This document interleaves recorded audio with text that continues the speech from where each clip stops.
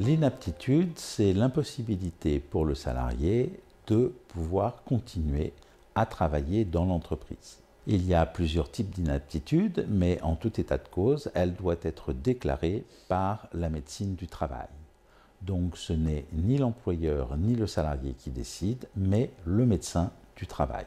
Selon la taille de l'entreprise et selon le type d'emploi, normalement, il est toujours obligatoire de proposer un reclassement à une personne inapte, pour autant que la médecine du travail ne déclare pas la personne inapte à tout emploi et dans toute entreprise. Les conséquences du licenciement pour inaptitude, il y en a deux. La première, c'est que le salarié est licencié, il ne peut rien dire. En revanche, la Cour de cassation a considéré qu'à partir du moment où l'inaptitude est provoquée par l'employeur, eh bien, le licenciement n'est plus un licenciement pour inaptitude, mais un licenciement sans cause réelle et sérieuse.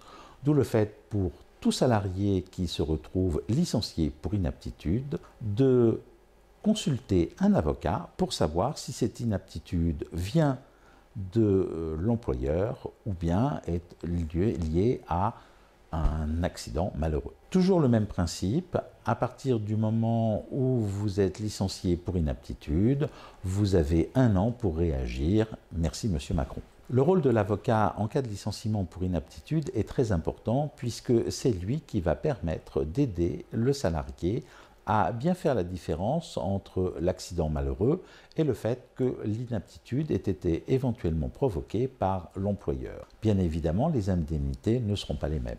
Lors du premier rendez-vous, le salarié a tout intérêt à arriver avec son contrat de travail, ses fiches de paye des 12 derniers mois et bien évidemment tous les documents relatifs à son inaptitude.